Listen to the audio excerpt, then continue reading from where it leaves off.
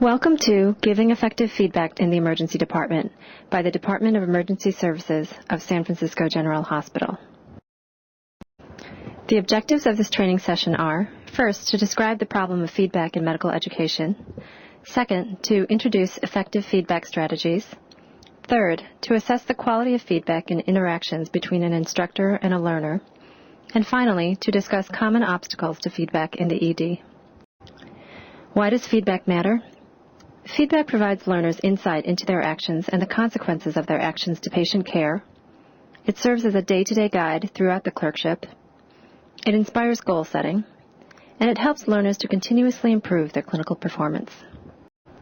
In the absence of effective feedback, learners may mistakenly assume they are doing well, even when making egregious errors, learn about shortcomings only after the fact when it is too late to address them, mistakenly assume they are doing poorly and become discouraged, feel uncertain and adrift, have the sense that instructors are disinterested in their performance, or fail to set goals and progress clinically. You may be wondering if faculty really need training on how to give feedback. Here's the sampling of typical comments spoken to learners in the ED and written on ED feedback cards. Great job. Very good follow-through. Good with patients. Excellent attitude. Had a very good shift. Reliable learner. Enthusiastic, upbeat. Fun to work with. Poor fund of knowledge. Needs some guidance. May improve over time. Would any of these comments help you develop concrete goals for improving your clinical performance? Instructors tend to overestimate the quantity and quality of feedback they give. In one survey, 86% of attending surgeons felt that feedback was given often, always, or immediately, while only 13% of their residents rated the feedback as highly. There are many reasons instructors may fail to give effective feedback.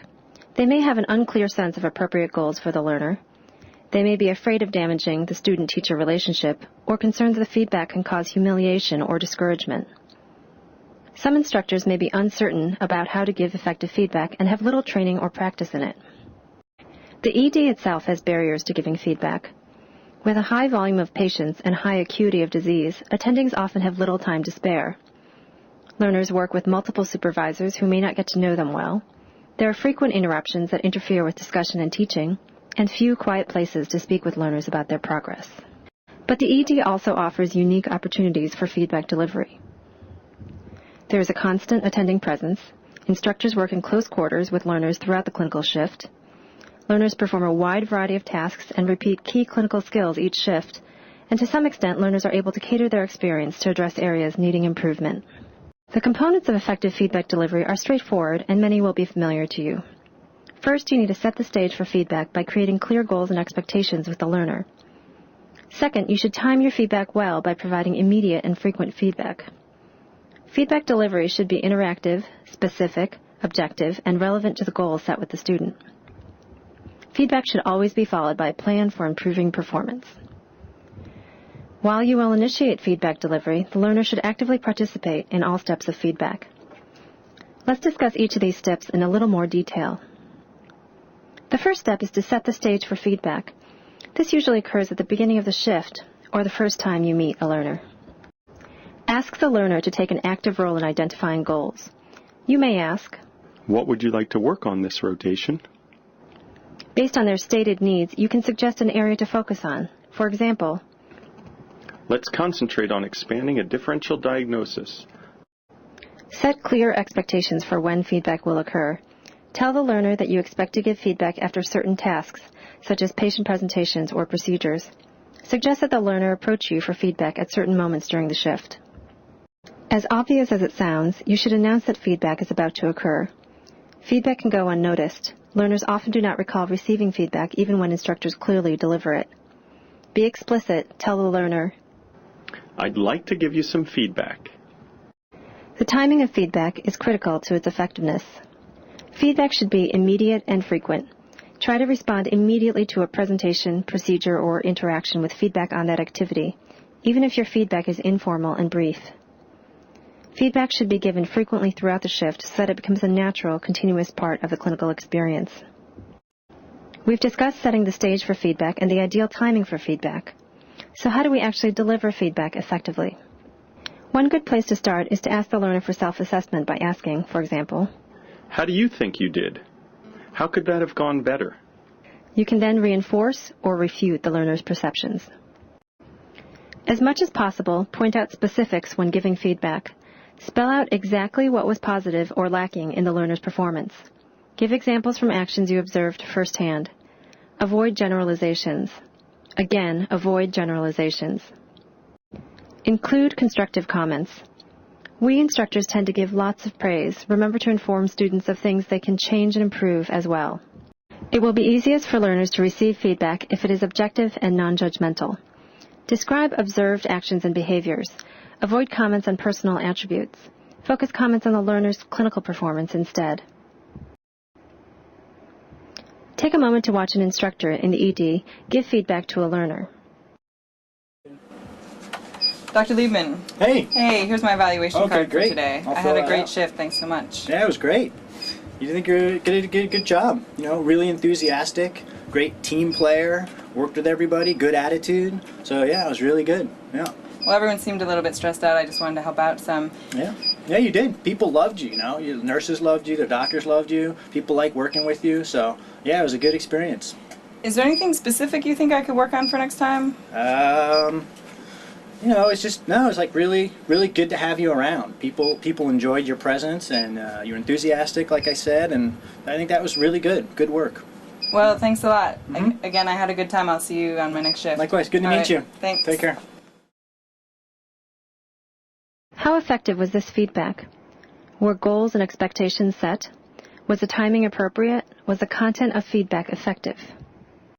What was done well? The instructor initiated feedback, taking an opportunity at the end of the shift. What could be improved? Providing objective rather than subjective feedback. Improving the relevance of the feedback to the learner's clinical performance rather than her attitude. Giving specific feedback on directly observed behaviors rather than from hearsay.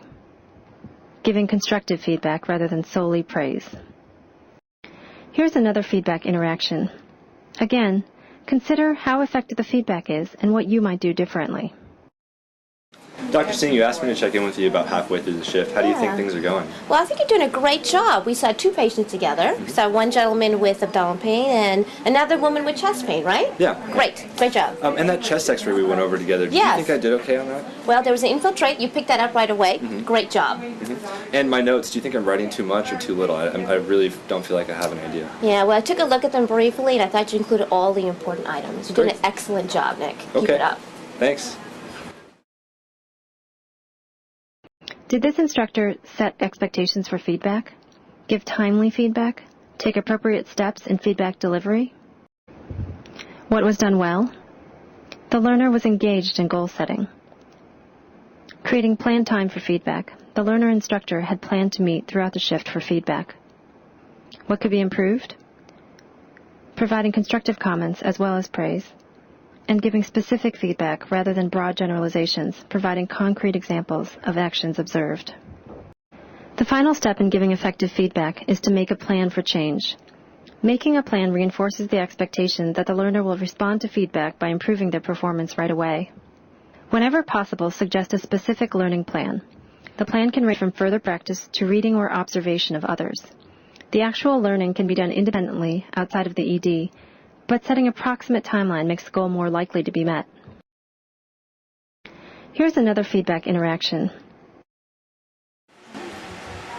Dr. Liebman. Hey. Hey. How you doing? So, I'm good. Today's my last day, and I just wanted to thank you for all your help with everything. Oh yeah, sure. Good. Yeah. And I also was just wondering if you had any feedback for me. I think I maybe worked with you the most of anyone. And Okay. It was okay. I think your differential was sometimes a little bit narrow.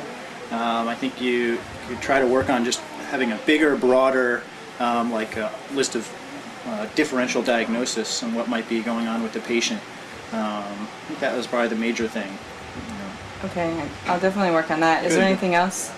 No, just that and maybe a little more confidence. I feel like sometimes I had to really pull things out of you.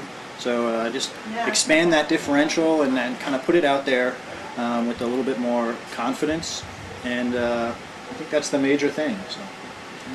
All right. Well, Okay. thanks again. Nice, good luck. All right, thanks. All right. Did this instructor create goals and expectations for feedback? Give timely feedback? Take appropriate steps in feedback delivery? Help the learner make a plan for change? While the instructor did provide constructive feedback, the instructor did not anticipate or plan feedback. Give timely feedback in time for her to improve her performance. Give specific examples from her performance that led his impressions of her. Give positive comments in addition to constructive feedback. Or make a plan for improvement. To recap the elements of effective feedback, set the stage by creating common goals and expectations. Announce feedback so that it does not go unnoticed. Time feedback immediately after an observed action and frequently throughout the shift. Deliver feedback that is interactive, specific, constructive, and objective. Make a plan for improving clinical performance. Here's another feedback interaction. Well, that was a really interesting patient, I thought. That was. You did a great job. I thought your history taking was wonderful. And I think that your way that you teased out the whole drug use history was absolutely essential to helping find out what's going on with her. That was very, very good on your part. The only thing that I make a comment about is when you got to the physical exam part, I thought you were a little cursory. She definitely had some physical abnormalities that I thought that I picked up on my exam. Did you happen to pick up on any of them? I didn't actually. I thought the exam was pretty normal. Right. So what do you think about in any patient that walks in with a fever and a history of drug use? Well, I guess maybe I should listen a little more for a cardiac murmur. Good. Very good. Excellent. What else? Well, if I'm thinking endocarditis, I could look for things like Janeway lesions or splinter hemorrhages, ocular nodes. Good. Petechiae. Excellent. So you know all this. Very good. And especially in somebody with a fever and drug use history, a good skin exam is essential. There's some things you can pick out, like an abscess, for instance, that can point towards a fever. So I think that you know what you need to pick out. What we need to do now is probably have you go back, re-examine the patient, and see if you can find some things that we talked about. I'll give you a hint. There is definitely something on her exam that will point to her source of fever. So why don't you go back, re-examine her. When you come back out, we'll have a discussion about certain criteria for endocarditis and which of those criteria she meets. Sound good? That sounds great. Okay, we'll see you in a bit. All right. Good luck. Was this feedback effective? Did the instructor set the stage for feedback, give timely feedback, take appropriate steps in feedback delivery, help the learner make a plan for change? This feedback was highly effective. The feedback was announced by the instructor. The feedback was immediate, directly following a critical action. Specific comments on directly observed behavior were given. Both positive and constructive feedback was given. A timely plan for improvement was made. Now let's discuss common obstacles that make feedback a challenge in the ED. I mean to give feedback, but the shift gets busy and I never find time. Use rounds to establish expectations for feedback to ensure that it will actually happen. Set a time to give feedback by suggesting a check-in point after each patient presentation, halfway through the shift, or, if all else fails, at the end of the shift. Keep in mind that effective feedback can occur in well under 1 minute. I hate to say negative things. This is hard for everyone. It helps to sandwich constructive comments between positive statements, ending on a positive note. There's no physical place in the emergency department for me to have a quiet conversation with a student. Give feedback to only one learner at a time. Step aside from the main work area. Offer the opportunity to speak more privately at another time if needed. I only see a learner once or twice a month. How can I help them improve over time? Work with the learner to create goals and a plan for attaining them.